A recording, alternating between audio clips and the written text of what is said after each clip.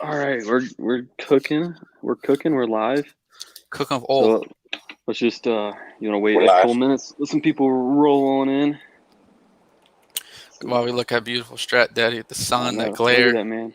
That's a Right. I model. mean, But we're flipping around soon. We're flipping around soon. heck yeah. I Are you like in a that. Wrangler right now? What are you whipping right now? No. Is this a Wrangler? The I Jeep don't think Wrangler. so. I mean, it's a Jeep. I don't know. Yeah, It I says don't know. Sahara Really? on the seats. Yeah, that's Hey, the expensive Sahara. Wrangler. Dude, yeah, you're bomb. Whipping that nice, man. You Well, get that fancy lifestyle.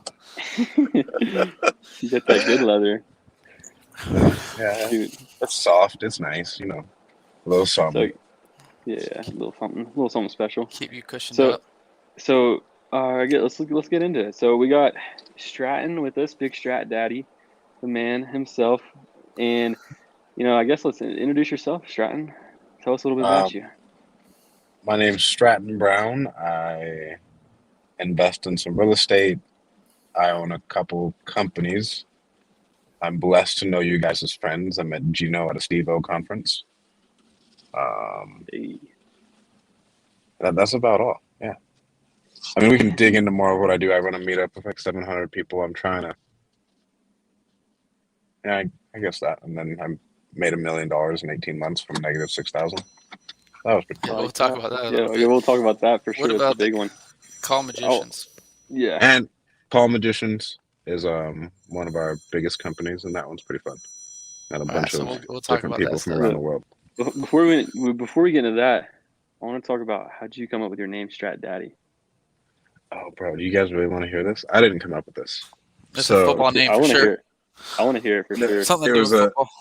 I mean, it's low key dark, bro. So it's a basketball name. Okay. Uh, in eighth grade, I was on the basketball team, and like we would go to like team dinners, and uh, I go over to this dude's house. He moved from California, and he was calling me Strat Daddy, and his mom his mom came up with the nickname Strat What Daddy, the? right? But and then this dude, when we went to college, he goes missing. It ends up he was working with the mob, and he didn't pay up, and so he disappeared. And then they found What him in a the? river. Yeah, In Fresno? Salt Lake, in I mean. Salt Lake. Yeah, Salt in Lake, Salt I mean. Lake. Well, they Dang, found him in a river in Colorado. He was going to school out in Colorado. dang, that's crazy. So there's no mob. Is there a mob in Utah? Obviously. But there's a mob everywhere. I mean, someone's got to supply the drugs, right? I guess that's true. Yeah. I mean, Provo's still having fun. There's still some kids are having Down fun there in down Provo, they got a big mob. The Mormons. The Mormon mob. Right? there. The Well, Mormon mob. sick. That's I a love crazy. that. That's awesome. So I like that. I That's like not it. Well, awesome. It's crazy, but Right? it's not. Yeah, you're right. It's not. Okay. Yeah. Wrong use of word. Thanks, I appreciate that. at least the Okay, mom that's was crazy. supporting them. Yeah, yeah. But now because of that, Strat Daddy was born, and now he's blossomed. So let's get into it. So Stratton, you played college football, right? Yeah, I played football at Fresno State. Coming out of high school, I had scholarships in 3 different sports: in track, rugby, and football. Heck I yeah. decided to go to a junior college because I had like D1 AA offers that are like Mm-hmm. kind of dinky, hmm and then I had a junior college offer that was like a full ride. And so I went to the junior college, started for a year, balled out, and then I got offers to a couple different schools. And like Fresno State and Utah is like the school I wanted to go to because I played on USA's rugby team in high school and had a really Mm-hmm. good rugby program. And then some things happened when I was there. Our apartment got raided by the cops because some of our roommates were selling drugs. Jeez. And so I was God. like, bro, I gotta get out of my little JUCO town. And Fresno Uh-huh. State called. Utah wanted me to wait for like another semester. And so Fresno State calls like, hey, bro, we'll take it right now. Like, come over right now. And they were ranked like Mm-hmm. 15th in the country at the time. And so I ended up Yeah. going to Fresno State. Then after that, Heck yeah. at Fresno, I was all conference, 17th in the country in tackles my senior year. And then I tried out for the Seahawks. Absolutely nothing came from that. That's sick though. Do you get to see Russell Wilson? That was Matt Uh, Hasselbeck back then, right? Was that big no, Hasselbeck back then? it was Russell Wilson. It was like I think I tried out like right when the Legion of Boom was like ending. Oh, really? Gotcha. So Yeah, like right when like Marshawn was piecing the scene and everyone exactly. was Dude, that's pretty sick though. I'll never forget those Marshawn Lynch Skittles commercials. Those things are like how he was like doing the Skittles or whatever in the interview. Oh yeah, I don't know if you know that's comedy, but yeah. Anyway, so you go and So you then, played. Go ahead, yeah. Sam. So you go into you're in football, right? You try for the Seahawks, and what happens next?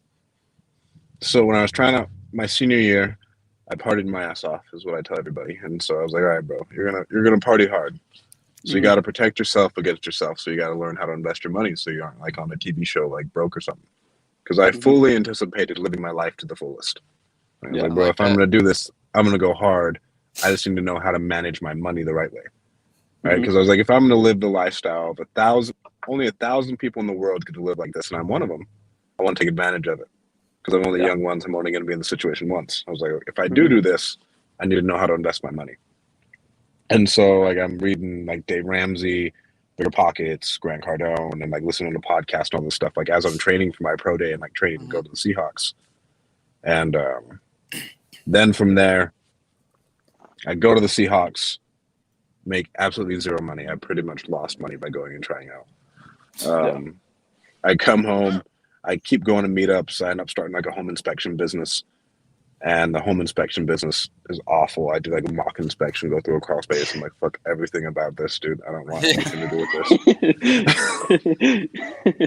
But Yeah. I knew I wanted to be in real estate, and like that was like the only way I knew how to make money. Because like leaving, it took me a while to realize like what skills I actually monetized what skills I developed playing football that were actually monetizable in the real world, right? Because like my Yeah. entire life, all I'd done is sports. Like you get thrown out in the real world, bro, and like you can put in a resume, like, yeah, I played sports, but I was like, okay, fuck yeah, but how Who are you gonna cares? make me Yeah. money? Like, who cares? Yeah. Like, what are you gonna do that's gonna like drive revenue? Yeah. Exactly. Yeah. And so from there, I ended up meeting a guy who I was working for. His name was Alan, and he was like, yeah, bro, 3 years ago, I was driving a tractor making like $20,000 or $30,000 a year. Now I make $200,000 a month. And he like shows me these fucking checks, and he was like, Mhm. oh yeah, and I want to buy a jet, and I already own 60 rentals. And he's Damn. just going off, and it's just this little Yeah. short. It's like this short That's Italian little guy. short. Hey, Napoleon. It's, represent. The man. and he's still a good friend and a mentor to me now. And so I end up working for him. I start off by going and door knocking from like dusk till dawn, and like so much. I always just say, like my girlfriend thought I was cheating on her because I'd wake up and I'd just leave and I'd go knock doors, and then I'd come home when the sun went down. And I did that for an entire summer, and I finally got a deal at the end of the summer for Heck him, and yeah. he like paid me Yeah. like $1,500 for it. And this is just like me working with him, right? Yeah. So I'm working with him. Eventually, I end up working for him. I end up running a lot of his day to day, a lot of his marketing, and then I broke off on my own. Proceeded to go broke again, and then I left in it's like 3 or 4 years ago. I left in like January, like December, January ish. And then I closed a deal for like $5,000 off of this deal I found for driving for dollars, and I didn't close another deal until like September. Oh, that's a big push. That's a long one Bro, right it there. was a push. Me and my son were at a point in time we were legitimately homeless. We had to donate. I had to donate everything I had just to like pay all my bills. I was donating plasma all the time for marketing money, and I always say like we ate bananas and rice, and then my girlfriend's right here. Whenever she came into town, like she would give us whatever food she had. But it was like me and my son against the world for the longest. And It's like then the from pursuit of there, happiness. low key, bro. Yeah. Like, that's my little man. It's my partner in crime. I like that. So when you went off on your own, because you were working with this guy running his day to day, what did it look like when you went off on your own? Were you driving for dollars? It sounds like you were doing a little bit of that. Like what was going on? Driving for dollars, and at that point in time, I don't know if you guys still text. I don't believe in it whatsoever anymore. But like I was like using like old school Roar to text like Oh yeah, I halfway through remember the that. year. I don't know if I didn't meet you at Steve's conference, but like took my tax return with zero money, and I just put it in my bank account, and then I sent all the money to Steve so I could go to his event, like his first event. Really? And that's how I met Steve. Yeah. Yeah. Wow, that's awesome. Well, now it's awesome. Then it was probably stressful as hell. I mean, bro, I feel like you're always gonna be stressed as you like try and grow and Mhm. push and like you're doing deals. I mean, because okay, yeah, that's stressful, but think about we're running a $500 million company at a point, and then something happens. Like that sounds pretty fucking stressful too. Yeah, You know, exactly. Yeah, for sure. Yeah, Everything's right. stressful. There's levels to Everything, it. there's levels to the game. So I kind of want to hit on like this part because I think like maybe you were foreshadowing a little bit. It's like you said you played sports your whole life and you couldn't figure out how to monetize your skills. And like when you went on your own, like you struggled through the times. Like, was that struggle because you didn't know how to use your skills to, make more money, or is like what was like kind of like some learning lessons you took from that scenario that time? from sports, like obviously like work ethic, right? And I always say Mm-hmm. sports showed me that if I work hard on something, I can get the result that I want over time, right? And I can develop a new skill. So I was really not very athletic, not very good, and I pretty much willed myself to be all conference and 17th in the country in tackle just by studying film Mm-hmm. and doing more footwork drills than everybody else. Like that's the only thing I can accumulate it to. Like I wasn't a really good athlete. Yep. Like my senior year, I had a sports hernia and I hurt my neck pretty bad, but it was legitimately just film study. So if I can apply that to sports and get the result that I want or get better at something, now I know like I can develop skills over time by working hard at something. Because a lot of people just don't even know about hard work or like working hard at something repetitively over time and not seeing any results, but knowing eventually the results will come. Yeah, I think that's hard. I think that like I know you're a big like Alex Hormozy guy. You watch him a lot as well, but it's like he's like talks about the hard work. It's like it's about the hard work. People don't know how to work hard, and until you truly understand that, it's like you're never you won't know success until you learn how to work like just a beast. So like it sounds like you're doing that for like what 9 months struggling. What was like the turning point? What was the turning point? I mean, we're just keeping marketing. I mean, my parents told me to get a job, so I quit talking to my parents. Right? Like, I mean, and it came to the point where like my dad told me to get a job. I was like, well, I'm not fucking talking to you. Like, I already have to deal with my own internal demons and all this other shit. And people tell me I can't do shit. Like, if you're gonna tell me this shit, like, I'm not gonna talk to you. I'm gonna talk to this. Yeah. I'm going through my own shit, dude. And my parents are amazingly supportive, and like they support us now, and like whatever we're trying to do, and we have an amazing relationship. But like it was, I don't know if there was really a turning point. The thing where I got some breathing room was like we closed the deal for like 30 grand a day after I ran out of gas trying to pick up my son from Bakersfield on the way down, and then I had to call my mom again for another $20 to get back because we were so broke. But I was like, man, I gotta go get Zeno. His mom had moved down to Bakersfield with her boyfriend for like a work thing. So like, okay, yeah, we'll figure it out. We'll just like commute. It was my turn to go down. And I called my mom. I was like, Mom, I got no money. Like I've had no money in my bank accounts, nothing. I was like, can you like Venmo me like $20? And she was like, yeah. So she Venmos me $20. I get there and I'm like, holy fuck, I'm out of gas. So I had to call my mom again, get another $20, pick up my son, and then we drove home. Then the next day I got a check for 30 grand. Like 29.5 or something. And what year was this? Like what's the date roughly? I don't even know the date. Like It was 2018 and like I want to say like August, September. Yeah. So like what is that? 3 years? 2.5 years ago? It's not a crazy amount of time. So yeah, you close that deal, and I'm assuming because you got the breathing room, things just started to steamroll, and you picked up some steam from there. Were you? I'm assuming you were wholesaling at that point, right? Or were you flipping? Or no, I don't flip. I really don't flip. I try not to. It's just not.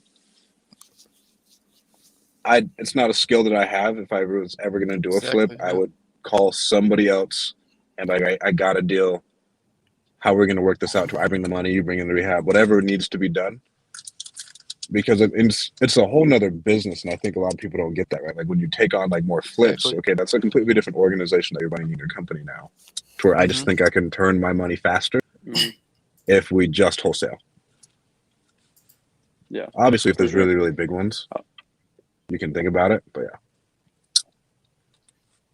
Yeah, I agree with that. I agree for sure. Especially, it probably gives you some PTSD from your home inspection days, just thinking about doing a flip. But yeah, so you started getting your wholesaling rolling, and then like what was your next transition point from there? Like you start growing a team. Like what's next for you after you start getting your first deal? You move, you start to get the momentum. I've always used virtual assistants for everything. Hired on a sales rep guy. And then that didn't really work out. And so we shrunk back down again. COVID hit. And I proceeded to go through the hiccups of going through different outsourcing companies to like fulfill my needs and like get all the VAs that I wanted. Because really I had my entire business set up to where I didn't even need a sales rep anymore. It was just I had 8 callers and a leads manager and texting. And we'd send out like 4,000 texts a day. Everything was just set up to get sifted through. And then anybody good enough to talk to me, I'd talk to them. So I'd only have to work like an hour, and all the follow-up was taken care of and everything else. And then COVID hit. I proceeded to panic. I proceeded to fire everybody like a dumbass. And I don't know. I was just freaked out because I remember like on Facebook, all the gurus get on like, "Hey, we got to help each other out." Blah blah blah. I was like, "Oh fuck, it's over, bro. 2008's here." God. Blah blah blah. And then I got okay, whatever. Everything's fine. So I started to hire people again, and right when COVID hit, I was like, so I fired everybody because I had a dude who I met at Steve's conference who fucked me over for $6,000. Really? Like I was going through him for callers and then he just walked, bro. He walked away with all my money. Like didn't say a word, didn't send me KPIs, no reports, no access to shit. Just walked. I was like, all right, fuck that guy. I go to another company and I was using them and they couldn't I had 8 callers with them and like I'm trying to build it up again. And I'm trying to build it up with them, and then they just weren't very good. And so I started bringing everything back internally. I was like, okay, whatever, I'll just do it all myself. Had a bunch of people coming to me for like VAs and stuff, and I could do like meetups and okay, this is how we find a VA, this is how we like train them, this is how I can like put them in the seat to handle whatever job that needs to be done. And then from there, I hit up my friend because a bunch of people coming to me. I remember telling Max this. I was like, Max, I'm gonna start a VA company. He's like, bro, don't do that shit. It sounds awful.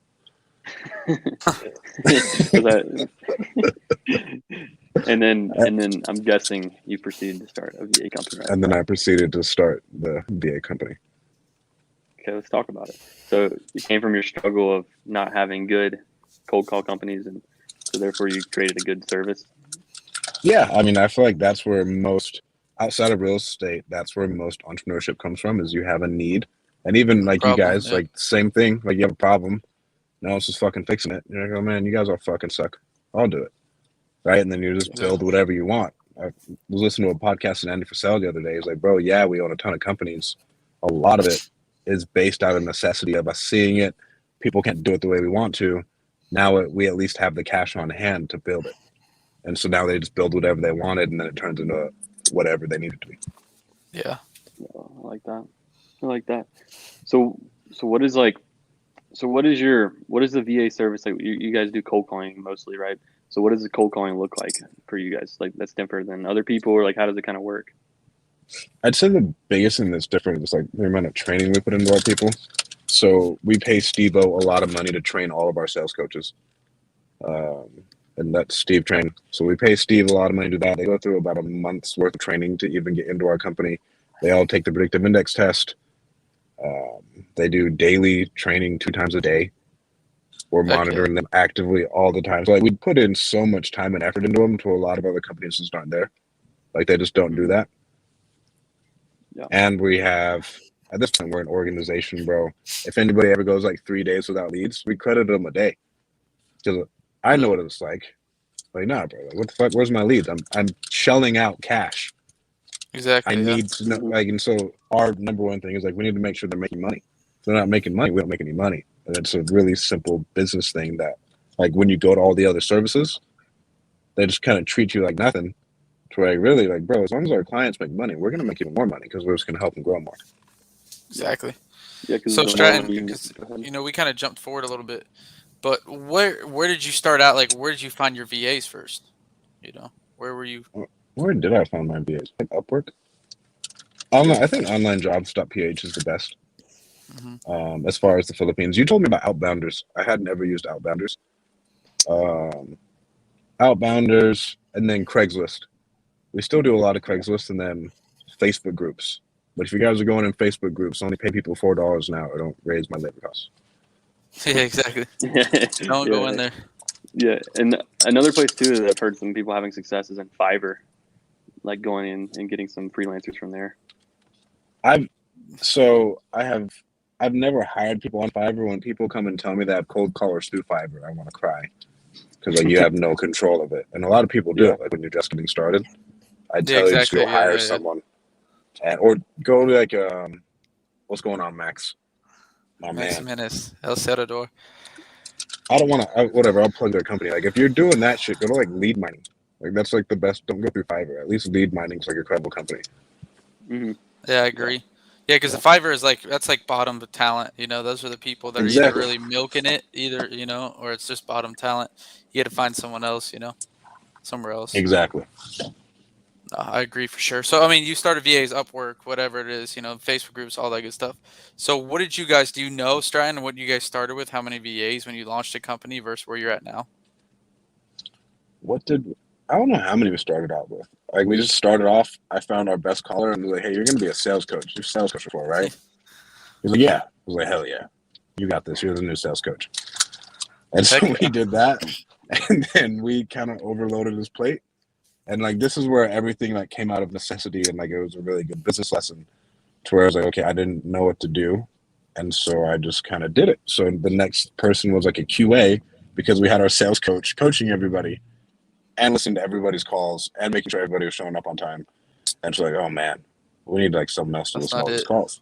Mm-hmm. Yeah. So then we proceeded to find Glenna, who's now like our COO and runs everything pretty much. And then she was listening to all the calls, making sure everything was in line, and then handling customer relations. And then you just keep stacking on. But it started off, I mean, I guess with like 8 people, and now we're close to like 150. Like it varies. We quit taking on clients in October just to get some operation stuff dialed in because we grew a little bit too fast. And then now we opened up the gates again. Yeah, that's actually something I'm kind of curious about too. Is like from like because the cold calling service is a little bit more operationally heavy than like wholesaling. Like there's really not a whole lot of operations that go into wholesaling. But what is it like? What are a lot of the moving parts that you guys deal with that we don't have the pleasure of having to have headaches over? Fucking people, dude. People. 150 people. Yeah, 150 Yeah, people is a lot. 150 people. Like dealing with all the personalities. Like you'd be amazed at the amount of bullshit goes on in people's lives, and then motivating the people. I'd say, right? Because we do other things. Cold calling is our biggest like aspect of it, but like making sure that people are like ready to go every day, right? Rah-rahing them up because we try and be a completely hands-off service. Because one thing that we saw is that even with a couple of companies that are like $25 an hour, you're still training your cold callers every day. I was like, what the fuck's up with that, dude? Like, why am I paying all this money?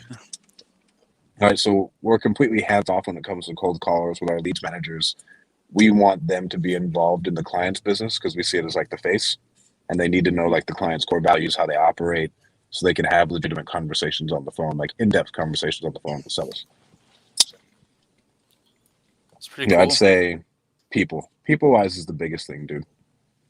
Yeah, there's people are so unpredictable that it's almost impossible to really like systemize that. So, what are some of the things that you do to keep your guys motivated? We paid out over $70,000 in bonuses last year. What are some Yeah, bonuses and good company culture, dude. Like we do a bunch of different company awards.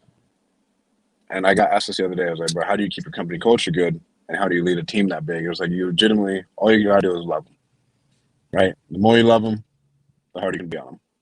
Because in this space, and we're all virtual, so it makes it even harder. You have to hold people's feet to the fire accordingly if they aren't performing. Because if they're not performing, that means we're going to lose the client anyways, and that's just going to cost us money. So like, if you're not performing, that means the company's not performing. Like it's not like a project-based thing, to where like you can have a slacker and then it somehow picks up the slack. Like we can all see the numbers every day. Yeah. And so we go over numbers every day. Obviously the sales coaching, motivational training, all our meetings start with music, and then having legitimate relationships with, we have their sales coach. Their sales coach has to have a legitimate relationship with the caller or employee. So that way they know all those people inside and out. Yeah, I can't disagree one bit on that topic. Is like if you're truly like the people who are on your team truly know you care for them and you're in their best interest, then you can get on to them because they know that hey, if you're doing it because it's out of their best interest, so they're not gonna really have anything. But they want to uphold their respect and make you proud and do all these things, and I think that's big. So anyone with people, it just treat them like your friends, but hold them accountable to what they say they're going to do and make them, push them forward. So I think that's, I like that. But, so you're doing the call center stuff, and you said you guys are working on some operational kinks right now. What other stuff are you getting into? I know you were talking before the thing you're looking at actually right now. You're looking at self-storage unit. Yeah, so we're looking at storage facilities right now. We have our social media company. What else we have the skip tracing stuff. I hope I'm not forgetting one. Those are like the three biggest ones. And then obviously education. Right, same thing, masterminds, and then putting out different courses. I'm curious too, Stratton, just for my own greediness. How did you grow that or how did you grow the meetup to that many people?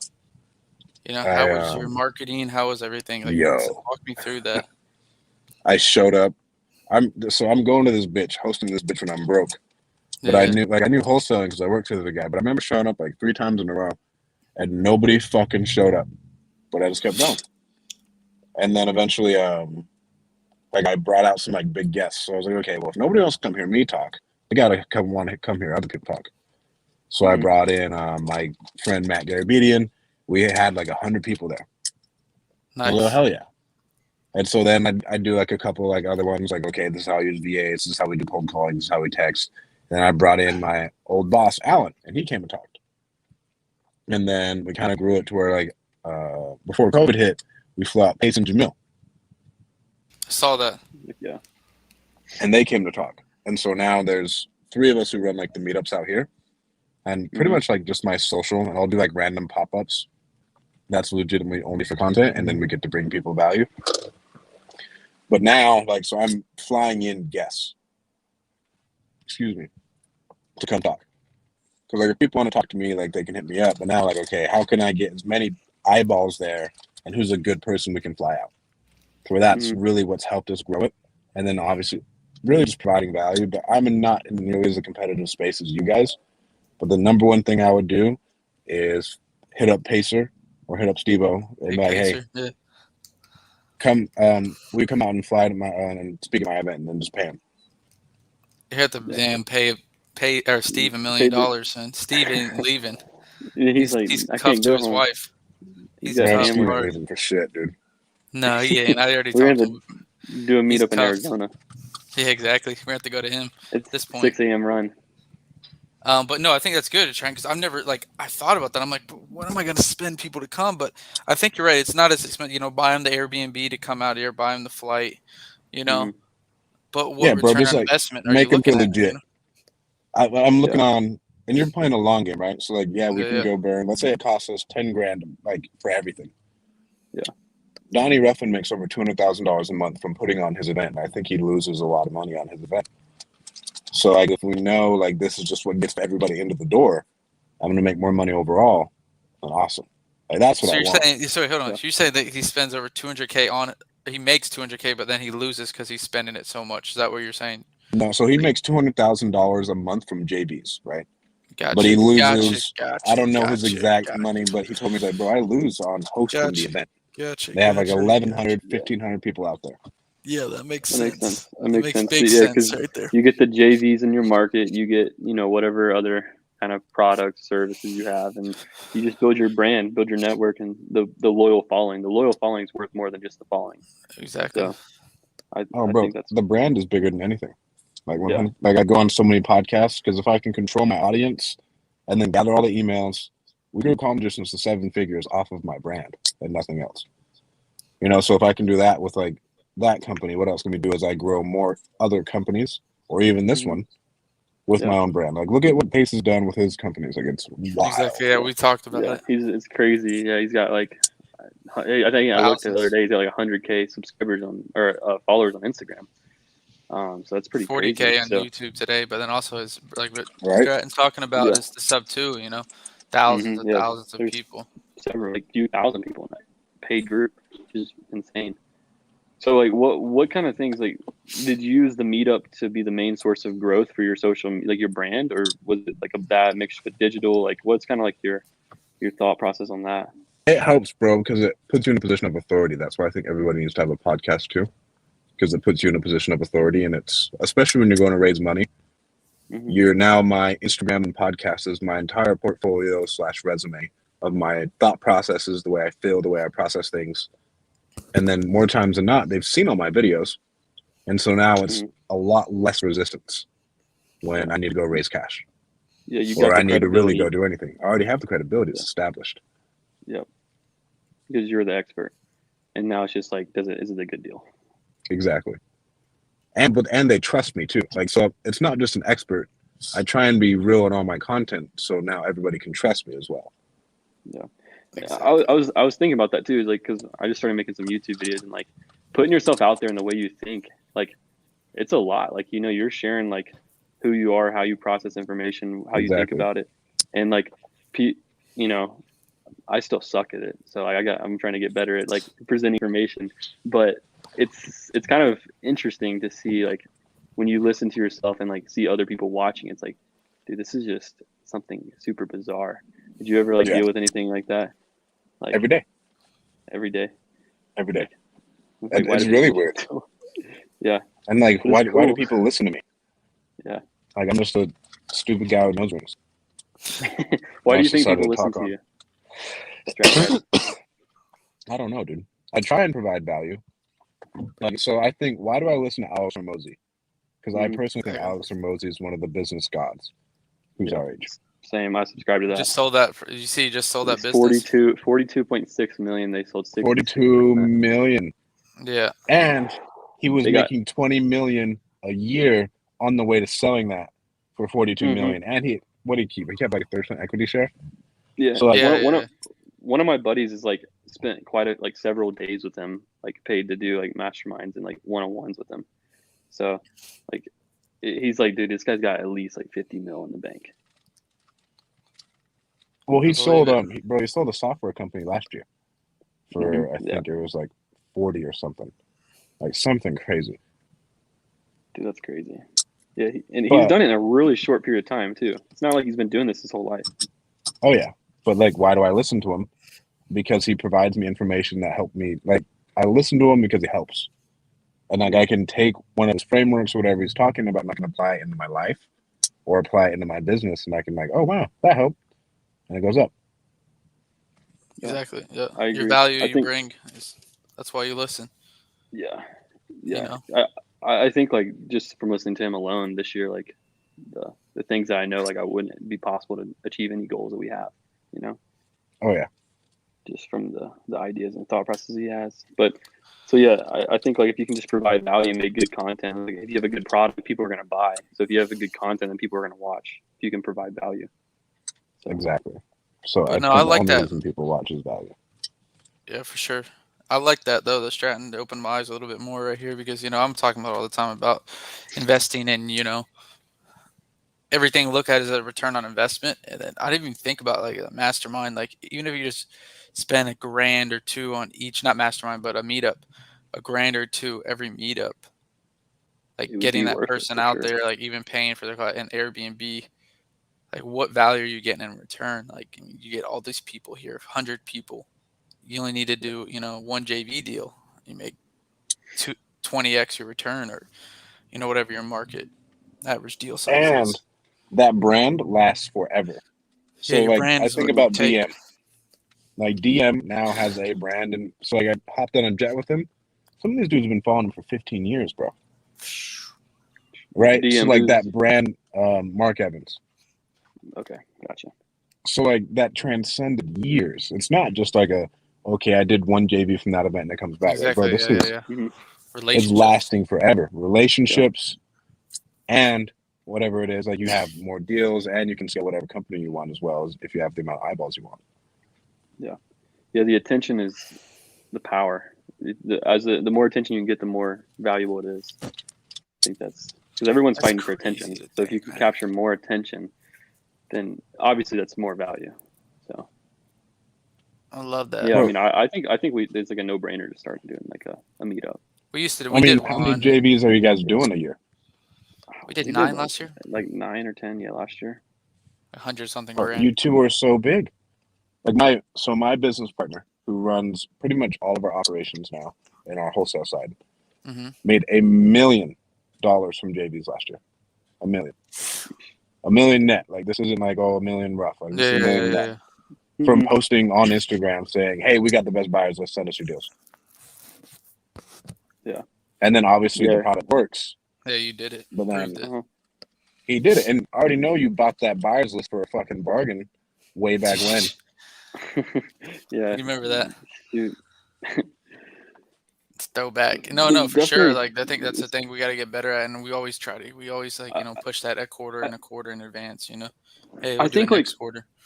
I think like one thing like maybe we don't do a good job of, and I know I don't do a good job, is I give but never like ask for anything. You know what I mean? Like very rarely am I ever like, like when do you ask? Like when do you ask for people to not necessarily buy, but like, come send and me hey, your deal or whatever. Send me your deals or, blah blah blah. You know what I mean? It's like I get that. I wouldn't even approach it that way. I would just post results. Hey, we helped people make $100,000 extra last year for free. Yeah, exactly. Here's this deal. Here's this deal. Here's this deal. Here's this deal. Right? We're not asking it. Like, we're still marketing. Right? It's still a really good offer. So, like, the offer you put together is, you know what? You can go sell it to your buyer, and you can make $10,000, or you can use us. We'll handle all the transaction. We'll deal with the buyer. We'll deal with the escrow, and you're gonna make $20,000 because our buyers list is that much better. Right, to where that's like it's a no-brainer offer at that point. You know what I'm saying? Mm-hmm. Yeah. And then you just show results. Yeah. Yeah, I agree. Like, how can you make it the offer so good that people feel stupid saying no? Exactly. I need to make a post and tag everyone we did a JV deal with last year. Yeah, for sure. I think that's another thing actually. Like Austin and Jake. I think is it Austin Giraffe, the one of the brothers Jake, up in New York.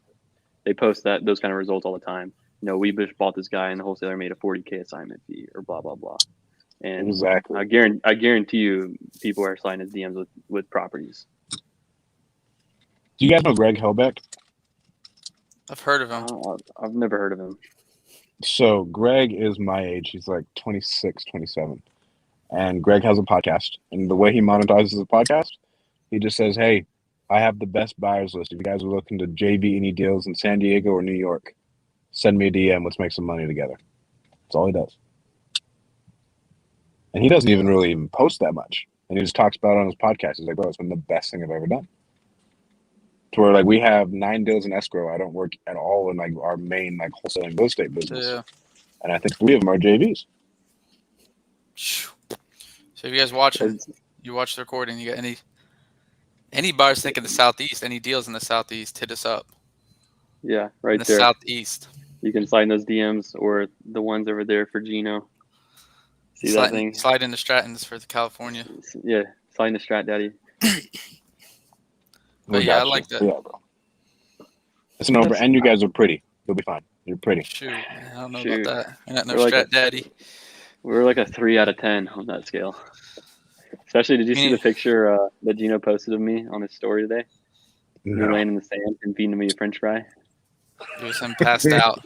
He was passed out. Had to feed him a French fry. Yeah.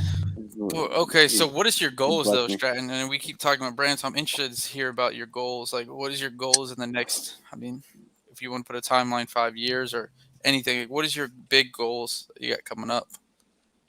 I don't think in 5 year spans because I haven't even been an entrepreneur for 5 years. The next year, then. The next year, I know I want to get to like, bro, I want to hit like 500K on TikTok. Shoot, me too, man. I'm right there on you. I want to hit 500K on TikTok, 100K subscribers on YouTube, 100K. We can claim YouTube stuff, 100K followers on Instagram. With that, I can use that to drive every other revenue goal that I want. Right? Because if I can create a product and come up with a good enough offer, number one, I'll make way more money in real estate just based off of deal flow and JVs. Right, so that will pay for itself. The real estate company already runs by itself for free, but now we get even more money.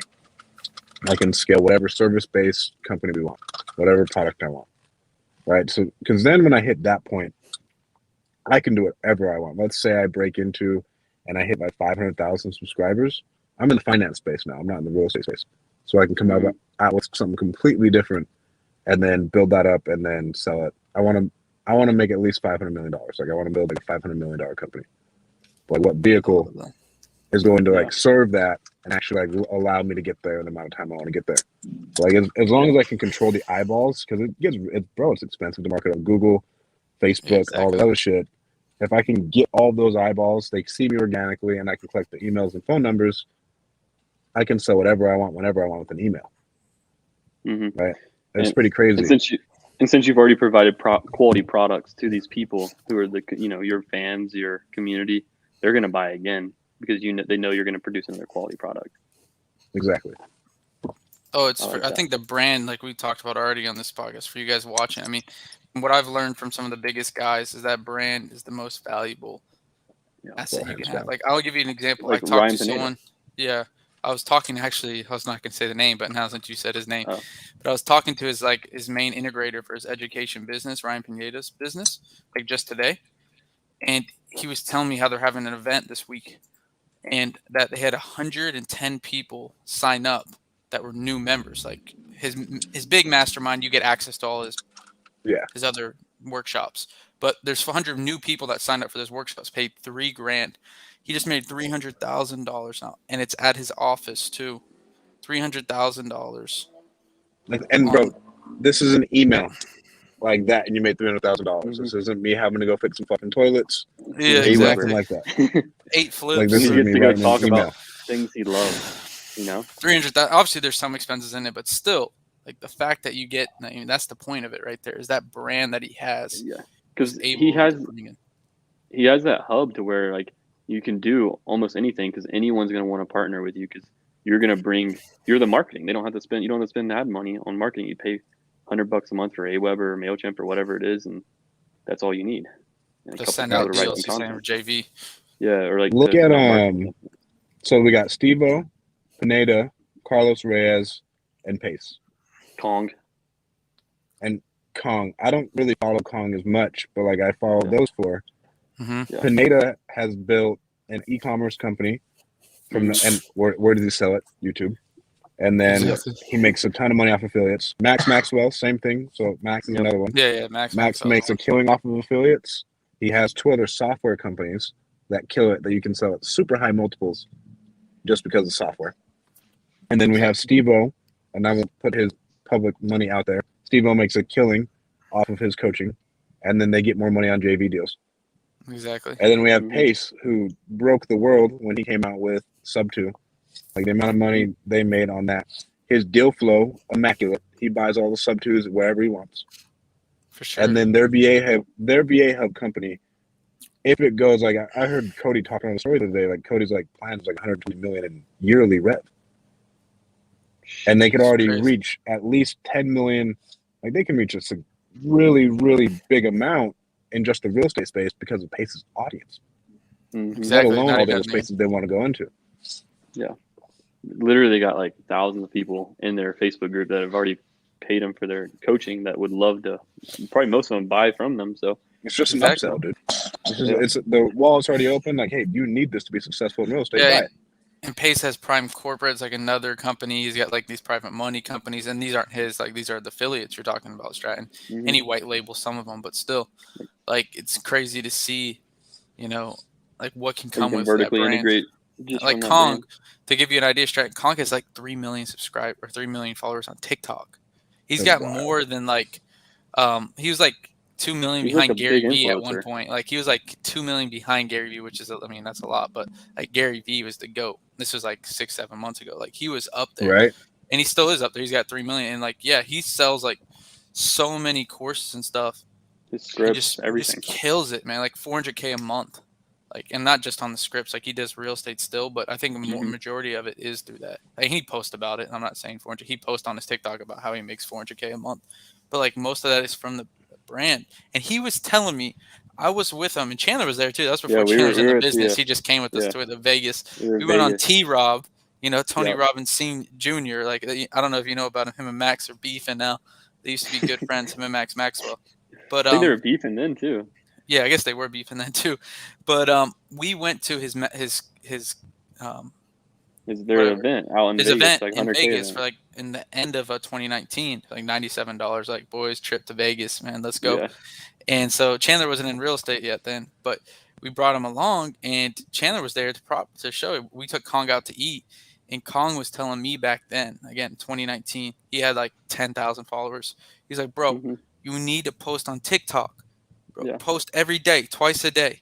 This motherfucker, in 1 year, he's at like 2 million followers. Yeah. Well, he was at like Bro. 20K because I remember we were sitting in the Yeah, kitchen. yeah, he Like was at we had like a JP and him had a bet. the battle. Our buddy John Paul, like who could reach 50K first, and Kong was at like 20K. JP was at like 20. Like they were like right around the 11, same. yeah. And then Kong like literally hit like 100K, like In a month. in the next month, like just blew up out of nowhere, and it was just like But from anyway, there he yeah, took off to the moon. they all, I mean, it's starting now, like me and Chandler and you two, Stratton, we're all still, we still got the rest of our life, you know? So, like, Yeah. why can't we build a brand? Oh, We yeah, got bro. years and years. The brand stuff is really what excites me. Well, the brand and education, because I mean, wholesaling, everybody gets into it. Wholesaling's not real estate. Wholesaling's a sales and marketing company, Exactly. right? Like what you buy is the real estate, because like you get into wholesaling and it's a business. All your education is just another business that is really easily repeatable. And Hormozy talks about this. You want to know when he took the next step? When he licensed something and had zero cost to replicate it ever again. And then he sold it at a high volume, high ticket. So then you're printing money, right? Like, okay, our overhead is only staff. And we're like, what? Sales reps are commission only, and we need an operations person. Right? I mean, that's really dumbed down. Yeah. But then you're selling 15K pops repetitively, and you're not dealing with old grandma and her crazy house.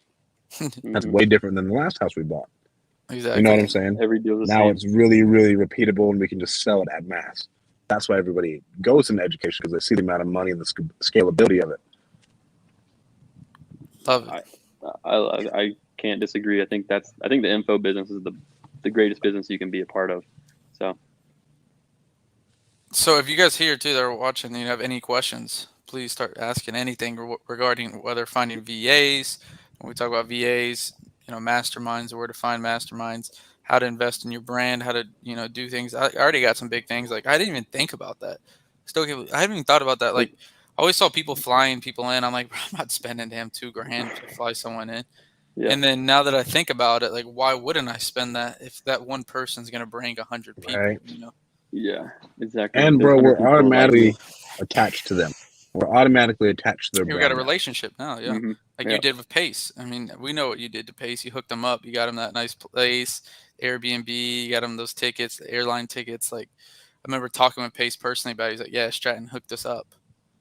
Yeah, bro, we And flew him right in there. first class, got him his own Airbnb. I went and picked him up personally. And like, yeah, that's the way you got to do it. But now everybody on that stage associated, well, everybody in the crowd, we had like 500 people, associated me and Jason with Pace and Jamil. Yeah. Yeah, like Now I have a relationship with Pace and Jamil. Pace is Pace is like a really big mentor to me. I don't talk to him a lot now, but at the beginning, bro, he helped out a ton. Yeah, exactly. And so like that relationship alone, on top of my brand credibility going up, just because Pace follows me on Instagram, which is a real thing. Like that's a real thing. Nobody wants to talk about it. It sounds stupid, but they're following me now. So now whenever the people go to look and see who follows me, oh wow, Pace follows him. Oh, he must be legit. Yeah, more credibility. Exactly. Yeah, for sure. It's a big, like, people just sort of like, oh, I got to follow this guy too. You know, these guys are. Well, people don't understand that. I think when people like just fall into that trap. Like I posted actually on a video on my TikTok, my last TikTok. It was actually one that blew up finally. Got like 27K views finally. I mean, I was loving it. I was loving it. Finally, man, I've been on a rut, man. I'm a rut man. But anyway, I posted it was about how we spent $5,000 to go golfing with Brian Pineda. We haven't gone yet. We're going into probably this month or beginning of February. Like we're gonna spend $5,000 to have 5 hours of golfing with them. You know, obviously I'm not gonna be focusing. I'm not going to focus on golfing, but still, like, we're going there, and like people are commenting, like, "Bro, you're stupid. Why would you do that? Like, why would you spend that money? Like, you're a like, waste of money. You just burn that money." Yeah, you and around I kind of clickbaited them a lot though, because I just said it's just to become an influencer. So like, I kind of clickbaited them a little bit, but I think that's a pretty good video, actually. I love it. I'm gonna watch that. Obviously, it's not working out. Yeah. So I said it's obviously not working. Anyway, so I clickbaited them pretty good. But like what you were saying is like people don't understand though, and one of the comments was you can't pay for a relationship, Oh yeah, And I was like, wait, hold on. And I commented this, and I was like, all right, and I'm not going to say it, but because I don't even want to feel the fire at all. But I was like, you pay for a relationship with your wife, your girlfriend. Like, you paid for them to go on the first date. Like, what are you talking about? You don't pay for the relationship. You pay to go out to eat with your friends. Like, you hook all this stuff. Like, of course you're going to pay for a relationship. You can still be, Mhm. a real relationship. And I thought back to Steve and Pace and stuff we pay to be a part of their mentors. And straight It's your like, thing, when you invited them to your mastermind or the event, you paid and you got that relationship like you were talking about. Now they're associated with you, you're friends with you. Like, that's what people don't understand. I don't think there's no but value to that. not only do you pay, like you really pay to like get in front of them and have the opportunity to win the relationship by just being a great person and like, generally being a high achiever and like someone they want to be around too. So it's not just like, hey, anyone who goes out and hangs out with these people because you paid, $5,000 is going to be buddy buddy with them and have that relationship. You actually got to put the work in and be like a quality version of yourself and be someone they're willing to, spend some time with and say, oh, this person's going to be successful. As successful people like myself, Gino, I'm sure Stratton, you're the same way. We love helping people succeed and get to the next level. So if they see that same opportunity in people like us, then they're going to take that chance to be like, yo, man, I can't wait to put a little bit of effort into these guys and see them blow up or do whatever they're going to do. And that just makes you proud too. It's like a mentor to people too. Well, how else are you going to get close to them? Like you aren't Exactly. just going to get Yeah, around those people, dude. exactly. You got to pay to play. Like I paid 10 grand to go on a private jet with the guy. Like same thing. Yeah. It's funny. I just said that on my TikTok today. Pay to play. I just said Hmm. that on my TikTok. Actually, it was in my YouTube video. I'm gonna post. Said the same thing. Like, you got to pay to play. I mean, you're not going to be expecting That's how you unless you level your bring friends up. yeah. Unless you expect to bring in some like huge, like, unless you're bringing a value to Pace and giving them a big deal, like, it's either those two things. And I still gave him value. I just referred him like so many business, but on top of that, I wanted to get close to him. So, like, I'm going to join his mentorship, or I'm going to invite him to come. Things like that. I think, like, it's a big deal. People don't underestimate. And proximity power, bro. That's like Tony Robbins' main thing. It's like, bro, get close to the people who are killing it. Hmm. They will force you to think more, force you to think bigger, whatever it is. The proximity is power. I Oh yeah. love that. Yeah, you're definitely going to elevate up to whoever you're hanging out with. Like even if people say like I've heard people say your net worth your network is your net worth. Like yeah, that's true, but like it's definitely like who your closest five friends are is who you're going to be. I've seen it go the other way for myself too. It's like, when I was a freshman in college, and I'm sure you guys have had the same experience. You're hanging out with the wrong people. Your life is way different than it is now. So, Oh yeah. Well, that's you pretty know, much what it's saying too, Chandler, because it's saying that, like, your friends, your network in college that you're hanging out oh yeah, with, yeah, they're not exactly. bring their net worth, is like, Yeah, they're it's their junk. negative. You're not gonna have a net worth with that, with those Oh yeah, no, people. for sure. Kobe hooking us up though. 100%. He's a day one supporter. This is great. This is a great Good live, deal. awesome story, Strat. Looking back on it, what were the main things holding you back from closing your first deal? Um, I don't know. What is the main thing holding people back? I don't think there was anything.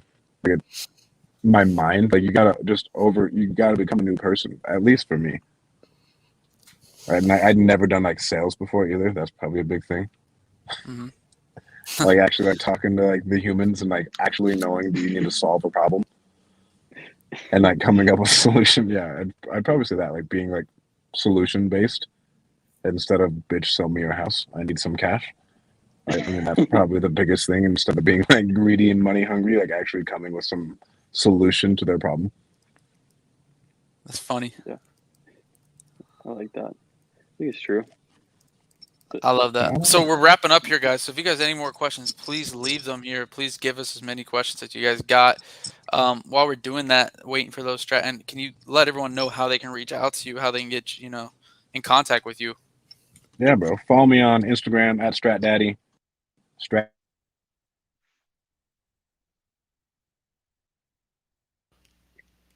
Stratty. Oh, there we are.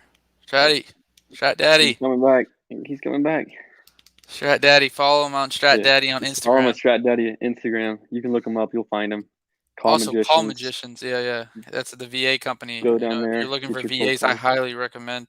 I know Steve Trang uses them. I know some big players use them, Yeah. and I highly recommend them. And as Sure. you mentioned earlier in the call too, they're doing Steve Training, which is not cheap. So what people are putting their acquisition managers through, he's doing that for their cold callers. So, they got some solid sales techniques. I'm sure. Device not connected. He popped on the bottom. But yeah, guys. So, drop any questions you guys got, and Yeah, while we wait for course. Stratton to come in. Any questions? Let us know. I mean, we're wrapping up here. Stratton, no big deal. Hope you guys gain some. I think this is actually one of my favorite ones. I know it wasn't as hyped up. We should have been blasting it longer, but I think this is one of my favorite ones because it opened me up to a lot of things. And again, like you guys are watching these and watching any podcast, make sure that you're looking at it and you're picking one thing. You learn one thing. That's all you need. What's up, Strat Daddy? I'm back. Sorry, I got a call. No, you're good. Find out more about me. Strat Daddy's my YouTube. Strat Daddy on Instagram. Strat Daddy on TikTok. And then I'm having a mastermind on January 20th and 29th with some of the best entrepreneurs that I know in the real estate space and overall. It's going to cover so many different things. And the way we had it set up is that there's only like 10 to 20 people. And for 2 days, you're going to have direct access to all the speakers. So generally, like when you go to an event, you don't really get to talk to the speakers, like the main reason that's why you go. So you'll be able to talk to several different 7-8-figure entrepreneurs for those 2 days, going to Topgolf, riding golf carts, all that fun stuff. Hell yeah. Sounds like a good time. Heck yeah. Where can they find out? So what'd you say, Gino? Where is it geographically located, and where can they find out about that? Salt Lake City. They can find out more about it on my Instagram. I have a couple posts about it, and send me a DM if you really are interested. We're trying to keep it exclusive. We're not going to make you talk all about your business. This is for new and seasoned entrepreneurs. Yeah, if you really are interested, shoot me a DM. I love to hop on the phone, see if it's a good fit for you, give you more explaining, talk about all the speakers, all that good stuff. Heck yeah. Oh yeah. I love that. All right. So last question here. Who did you look up to as you started deals, Strat? I just started doing deals. I mean, my first mentor was a guy I worked for, Alan. And then now, when I look up to Pace a lot, dude. Pace, Steve-O. I mean, we pretty much have the same mentors. Mm-hmm. I look up to those two a lot. I think they're killing it. And Max Maxwell. I don't know Max Maxwell though, but he's killed it as a businessman. Yeah. And then Mark Evans. Yeah, at the beginning, it was Steve. Steve's the one who sold me on giving him my tax return to go to his. Closed you. Steve-O closed me. I like you. At least it got you to where you're at now. I know it wasn't maybe directly or indirectly, but still got you to where you want to be, Yeah, for sure. Oh, hell yeah. No, he's played a really big role. Yeah, Steve's great. Steve's awesome. And we were just talking how... Go ahead, Chandler. What's up? I was just saying, we were talking about how this is one of our favorite podcasts just because it kind of opened our eyes to the brand side, how valuable it really is. Like, and I was actually, one of my buddies was like telling me, he's like, dude, this is like $1,000 an hour task, me doing TikToks. So I was like, it took me a little bit to realize that I think it really is $1,000 an hour task. If you think about it, making quality content. So. For sure.